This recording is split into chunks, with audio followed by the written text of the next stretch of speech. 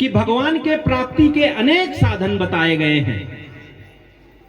तप, यज्ञ, पूजा, नाना प्रकार के अन्य कर्म हैं। लेकिन कलयुग में तो एकमात्र भगवान के नाम का सहज, सरल और सुगम साधन हम सबको मिला हुआ है, जो हम सब स्थित परिस्थिति में उसका सेवन कर सकते हैं। उसके माध्यम से हम परमात्मा से जुड़े रह सकते हैं।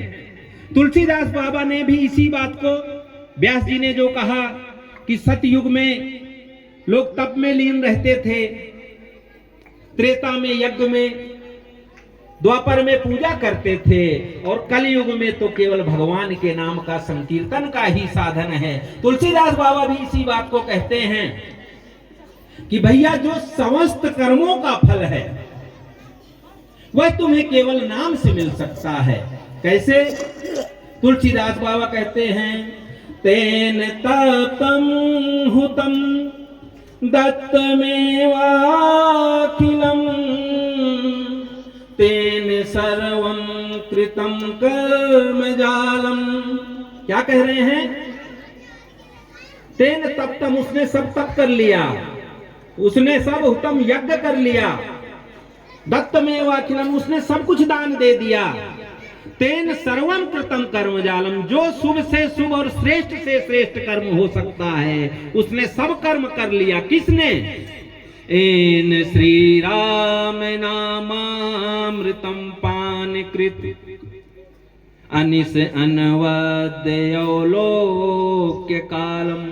इस कलिकाल को देख करके कि यहाँ और दूसरा साधन कर पाना संभव नहीं है, एकमात्र भगवान के नाम का ही आश्रय हम सब ले सकते हैं, और सहजता से यह साधन निरंतर चल सकता है। क्योंकि कर्म तो हम शरीर से करते हैं, लेकिन वाणी तो हमारी स्वतंत्र होती है। जब बहुत आवश्यक हो तो थोड़ी सी वार्ता करो, नहीं तो निरंतर वाणी से भगवान नाम उच्चारण करते रहो। तुलसीदास बाबा कहते हैं, जिन्होंने निरंतर राम नाम अमृत का पान किया, उन्होंने सब तप कर लिया, सब यज्ञ कर लिए, सब कुछ दान दे दिया, अब और सब श्रेष्ठ कर्मों को कर लिया।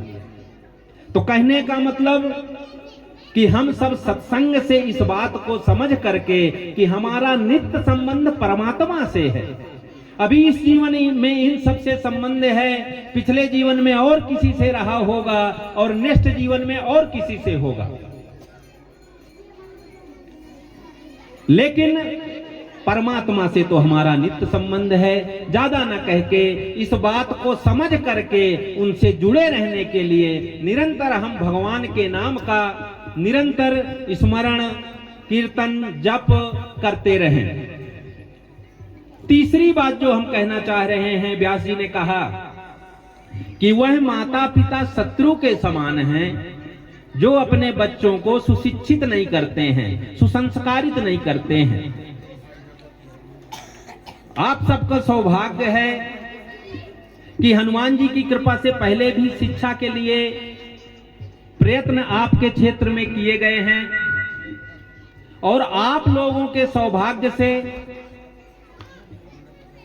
सूरज जी इस समय जो ऊपर रह रहे हैं कुमारकोट में, वह IIT के पढ़े हुए, अमेरिका से PhD, अमेरिका में काम करके सब छोड़ करके आप सबके बीच में सेवा करने आए हुए हैं।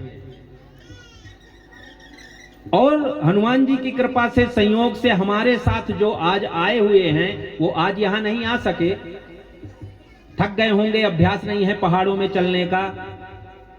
एक और व्यक्ति हैं जिन्होंने IIT से पढ़ाई की थी, इसरो में फिर साइंटिस्ट रहे, वैज्ञानिक रहे, लेकिन भगवान के चरणों में ज्यादा अनुराग होने के कारण सब देख सुन करके सेवा और भजन, यह उनके जीवन का सार है। यह समझ के वह इसरो से छोड़ करके, रिजाइन करके इस समय चित्रकूट के पास रह के भजन करते हैं। वह भी सपरिवार हमारे साथ आए हुए हैं।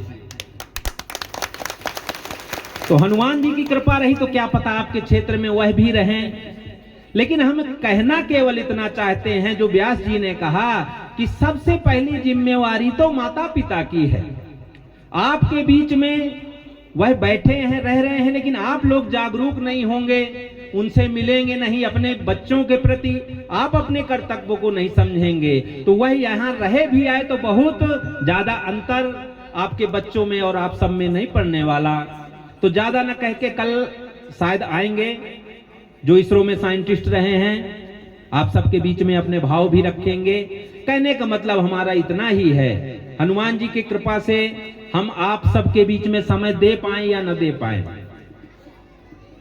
पर हमारी एक इच्छा शुरू से रही है कि इस क्षेत्र को शिक्षा का एक विशेष हब बनाया जाए, यहाँ बहुत बड़ा शिक्षा का केंद्र बने, लेकिन वह बनना आप सबके लिए है और आप लोगों के माध्यम से ही है, आप लोगों के सहयोग से ही है। तो और बहुत सहयोग न कर सकें, लेकिन अपने बच्चों के प्रति जागरूक बनिए और जाके उनसे मिलिए। आगे उसमें आप क्या छोटा मोटा सहयोग दे सकते हैं, कैसे उन लोगों को आप सबसे मिलकर प्रसन्नता हो, उनको लगे आप सबको जरूरत है। अब वहां पड़े हैं वह आप लोग न कभी जाते हैं न कोई जिज्ञासा उत्पन्न करते हैं, तो कितना भी ज्ञानी व्यक्ति हो, जब तक जिज्ञासा आप सबके अंदर नहीं होगी तो वह अपना ज्ञान आप सबको नहीं दे सकता है।